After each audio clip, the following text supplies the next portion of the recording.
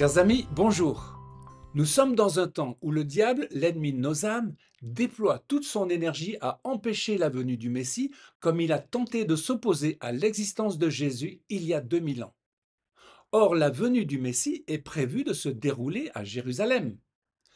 La réalité d'Israël depuis 1948, comme nation distincte des autres nations, nous autorise à penser que nous sommes dans la dernière génération. Jésus a comparé la création de l'État hébreu avec le bourgeonnement du figuier. Osée avait donné cette comparaison. J'ai vu vos pères comme les prémices du figuier à sa première saison.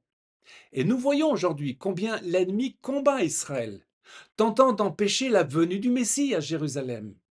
Un autre élément de la stratégie du prince du monde est le wokisme, qui est une idéologie mensongère amenant confusion dans le monde entier, de même dans les esprits et la pensée des chrétiens.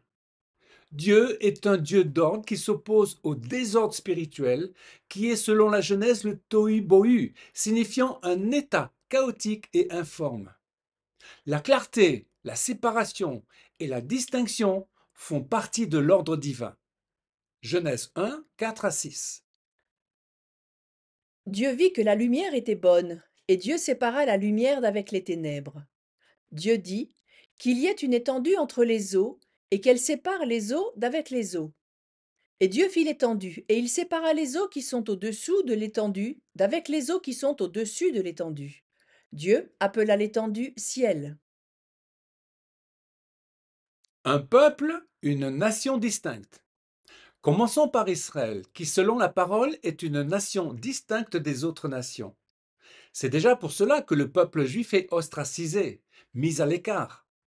La fête de Purim nous relate ce que Aman disait. C'est un peuple dispersé et à part parmi les peuples ayant des lois différentes. Dans la Bible, Dieu parle de cette distinction, précisant même le territoire qui revient au peuple juif. Le monde ne supporte pas l'idée même de l'élection. C'est la raison aujourd'hui de l'explosion de l'antisémitisme. Lévitique 20, 24. Je vous ai dit, c'est vous qui posséderez leur pays. Je vous en donnerai la possession. C'est un pays où coule le lait et le miel. Je suis l'Éternel votre Dieu, qui vous ai séparés des peuples. Noé était intègre dans sa génération, ce qui le distinguait dans un monde corrompu. Abraham aussi, quand Dieu lui dit « marche devant moi et sois intègre ». L'intégrité ajoutée à l'obéissance à Dieu est cette qualité qui finalement nous distingue d'une société manipulée par le prince du monde, qui poussera l'humanité à entrer dans le moule de l'incrédulité et du mensonge. Concernant l'Église, le principe est le même. La parole dit « soyez saints », c'est-à-dire séparés du monde profane. Le danger existe pour les chrétiens comme pour les juifs, avec l'assimilation, le mélange.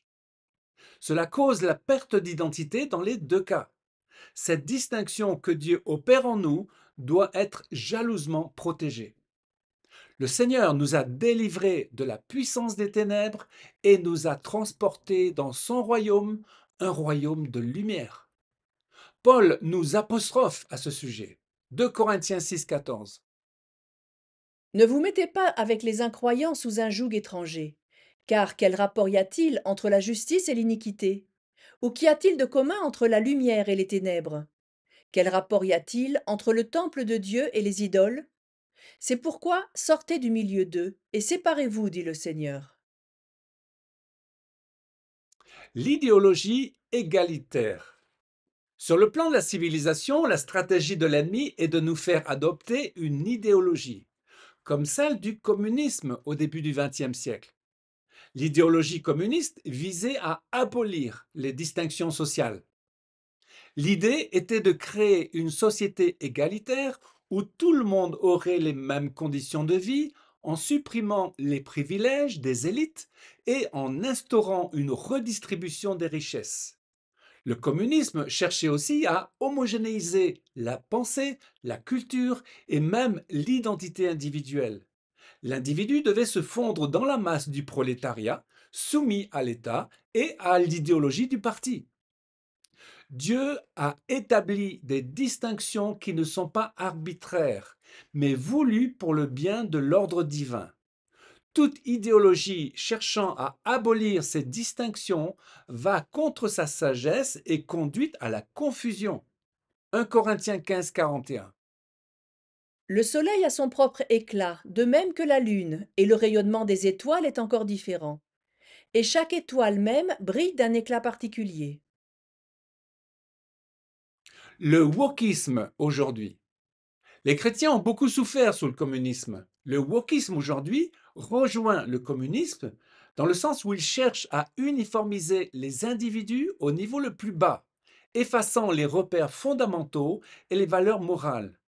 Ironiquement, woke signifie éveillé concernant les injustices sociales et le racisme. L'explosion du wokisme s'est produite dans les années 2010 et 2020. Et avec les réseaux sociaux, le wokisme est devenu un mouvement global. Il n'est plus simplement un combat contre les injustices réelles, il pousse à une annulation des distinctions. Donnons des exemples. La théorie du genre. Le fait d'être homme ou femme n'est pas déterminé par la biologie, mais par la culture et la société. Le relativisme moral. Il n'existe pas de vérité absolue et le bien et le mal sont subjectifs. Des pratiques autrefois condamnées, la violence, le mensonge, l'avortement, l'euthanasie, deviennent légitimes. Enfin, la déconstruction des États-nations. Cela vise à affaiblir ou à dissoudre les identités nationales au profit d'une gouvernance globale. La nation n'a plus d'identité propre. Cela conduit à des politiques d'immigration massive pour éliminer toute discrimination et exclusion. Réalisons aussi que l'idéologie woke présente Israël comme un oppresseur. Relisons maintenant les paroles données par Jean dans le livre de la Révélation. La bête d'Apocalypse 13 est une figure clé de la fin des temps, désignant l'Antichrist et ou un système mondial de domination satanique. Apocalypse 13, verset 7. Et il lui fut donné de faire la guerre aux saints et de les vaincre. Il lui fut donné autorité sur toute tribu, tout peuple, toute langue et toute nation. Et tous les habitants de la terre l'adoreront, ceux dont le nom n'a pas été écrit dès la fondation du monde dans le livre de vie de l'agneau qui a été immolé. Un combat prophétique.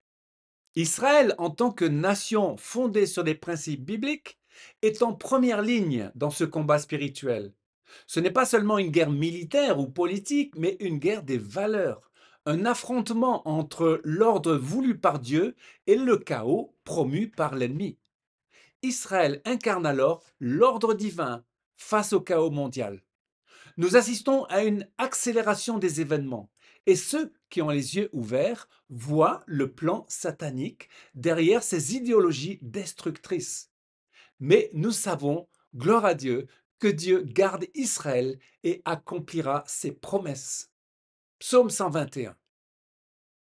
Le secours me vient de l'Éternel qui a fait les cieux et la terre. Il ne permettra point que ton pied chancelle. Voici, il ne sommeille ni ne dort celui qui garde Israël. Chers amis, gardons précieusement notre identité à l'image d'Israël.